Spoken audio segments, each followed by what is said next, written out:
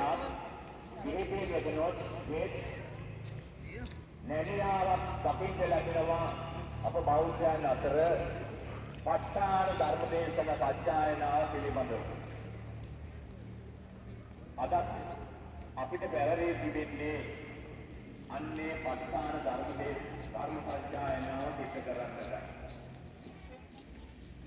මා හිතනවා මේ වෙනකොට ඔබ අතේ බොහොම ලස්සන පොතක් තියෙනවා.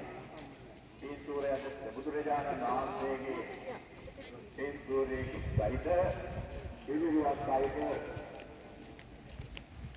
ලස්සන පොතක් තියෙනවා. මේ පොත තුන අදන් වෙලා තිබෙන්නේ අන්නේ ප ဋ ාණ දේශනාවේ එක්තරා කොටසක්. ප ဋ ාණ ප්‍රකරණය කියන්නේ දාව ගැඹුරු ධර්ම කොටසක්.